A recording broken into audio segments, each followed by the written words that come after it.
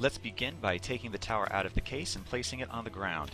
You may need to unlock two knobs on the base, one towards the silver ring and one lower by the slats that connect the legs. These will allow the legs to expand. Sandbags are required to be applied to the base when in use. This is not an option, so we require you to use your sandbags for safety. This is a light tower, and the weight of the tower is not sufficient on its own. Pay attention to the black slats between the yellow legs. You want to line these up to be parallel or even with the ground. This gives you the maximum stability.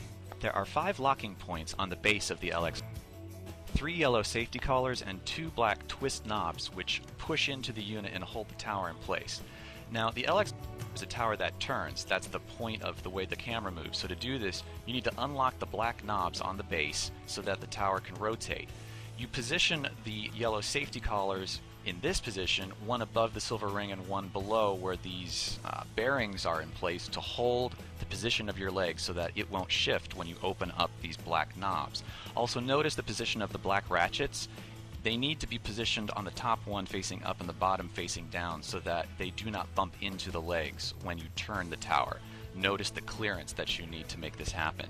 There is one additional point on the bottom. There's a yellow collar underneath of the black slats which go between the legs. You need to unlock this black knob as well, but position the yellow collar under these black slats to hold it in place so that the slats cannot shift lower than your position. Now find your HiPod head mechanism, pictured here, with mounting pedestal at the bottom of it, and insert into the top of your HiPod tubes. Notice that at the bottom of the L-shaped mounting area there is a ratchet which you must twist to tighten the tubes so the head connects firmly into the top of the tubes and will not come out. Now we're going to attach the HiPod handle. Notice the 2 clamps on either side of the tube which are compressed to hold the tube by spinning the black X-shaped piece to the right. Also notice the black knobs on the tube are on the right side of this position. This allows for easier setup going forward. Now we're going to attach the handle to the head. At the bottom of the handle you will see 2 cables coming out from the unit, and then you will attach these to the cables coming down from the head, with one cable going in one direction and the other in the opposite direction around the bottom of the handle.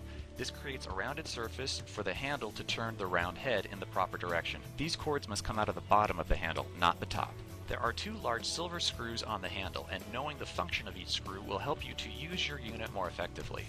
On the handle itself, between where the cables come out of the bottom, there is a screw that if you tighten it will lock these cables in place so they can't extend or retract. This is useful when elevating the tubes to unlock, allowing the cables to extend and then lock again for better control of the handle. The second screw is the position lock screw. If you tighten this, you'll leave the handle at a fixed position to lock off a shot. This way you could take your hand off the handle for a moment. If you unlock it again, you'll be able to twist the handle. Underneath the bottom tube collar and above where you've placed the handle, you will install the LCD bracket. Open the collar of the bracket as such and then twist the silver metal screw into place to grip it to the tubes. The LCD bracket has a long black metal extension which raises up about a foot above this locking point, allowing you to place the monitor more at eye level. Now it's time to attach the LCD to the unit. On the back of the LCD you will see a groove which will fit into the tip on the LCD mounting bracket. Just slide this into place, and then on the back of the LCD from the tip you'll see a round twist screw which will secure the position of the monitor so that it won't move while in use. You can see a closer view of that motion here. A very important consideration: when changing the angle of the LCD, unlock the ratchet on the bracket at this pivot point. Adjust the LCD to preference and lock again. Don't simply try to push the LCD as you'll harm the track on the back. Now it's time to install the battery on your LCD. Find the 2 silver prongs and match these prongs to the holes on the battery. You want to line these up carefully so that you don't bend the prongs. Line up the battery in the grooves on the mounting plate and slide into place. Notice the ratchet on the back of the battery. You're going to want to twist that out to the back so it does not interfere with the space you need to install the battery. To confirm you've provided power correctly, push the middle button on the LCD and you should see a blue screen. Now it's time to set up your camera. If you purchased the camera included with your unit, you will receive a Sony Handycam camera. The battery for the camera looks like this and attaches to the back of the camera itself. Many people have been confused as to how to charge the battery for this camera. Sony no longer includes external chargers. Leave the battery in the camera and plug in via USB. To To set up text on screen to see your battery and record status, follow these steps. From the default screen, hit the menu button and then select camera mic in the top middle. It'll bounce you into a scroll window and then look for scene selection. Your display will change to look like this. Then on the far right, you'll see an arrow. On the bottom, go ahead and click on that and leave your screen here. You will see standby, which turns into record, and battery life. Each time you turn the camera on, you will need to set this up. Now, to program your camera so it won't auto turn off after a few minutes, go to Setup and then scroll down until you see something that either says Power Save or Eco Mode, and then go ahead, click into that and turn Power Save or Eco Mode off. It varies based on which model you have. Also, if you see an option that says Demo Mode, you would want to go into that and turn that off as well. Now let's talk camera remotes. You'll have one of the following: the Sony Silver remote, the Vivitar, or the VariZoom. These three remotes set up the same way. A new remote, the black Sony, has also started going out, and that has a different setup. We'll come back to that later. Different remotes have gone out over the years with different cameras. You can see this remote, the Silver Sony, has been shipping from 2010 until about mid-2015. To mount this to the handle, open up the plastic clip in the back and attach it to the plate coming out of the handle. The Vivitar remote shipped from 2014 through 2015. It has a clip on the back that, if you open, will attach to the same plate coming out of the handle.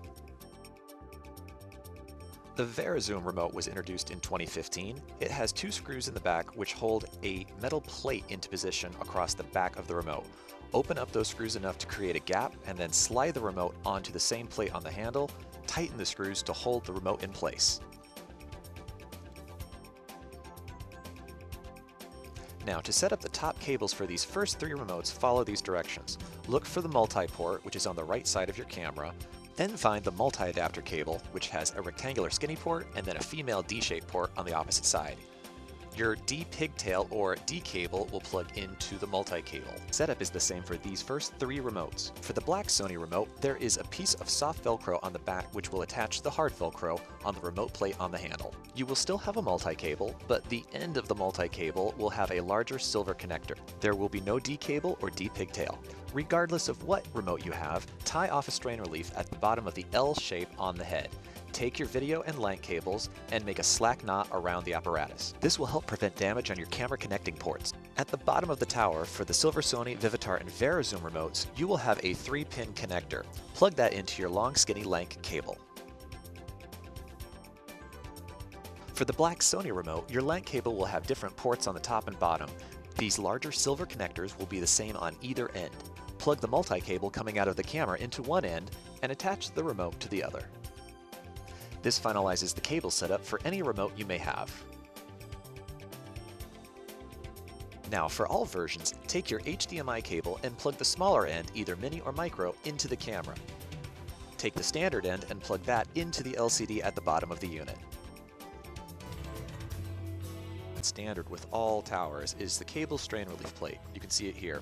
This plate will lock your cables under the camera so that they can't pull on the delicate ports where they connect. You can see you thread one cable in one of these grooves and the other in the other groove.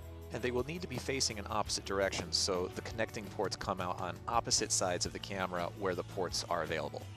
When the cables are in place, attach your camera on top like this, and then underneath you will screw into the camera to connect tightly using either a screwdriver or even a coin will work. With cables threaded under the camera using the strain relief plate, it will look like this. To connect to the HiPod head, find the smaller hole in the middle of the strain relief plate and attach this to the wheeled HiPod head by taking the gold screw and inserting it into that hole from beneath the plate and then tightening the secondary screw with your fingers until tight. This will keep your camera securely in place and will prevent damage from tugging on the cables from beneath the tower.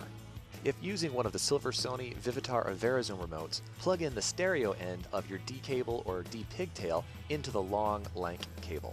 Your cable lineup should look like this.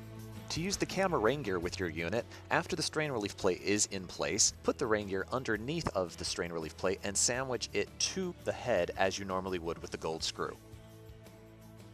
On the plate of the HiPod head, you will see a leveling bubble. This allows you to make adjustments to ensure that your horizon line will be even when viewing the field. You can adjust as such to keep the bubble in the middle. Now it's time to extend your HiPod tubes. Open one of the black twist knobs and elevate the tubes to whatever height you desire. Turn the knob again to tighten in place. When bringing the tubes down, grab the pull above a collar and then unlock. Do not simply open the black knob, as the tube will shoot down.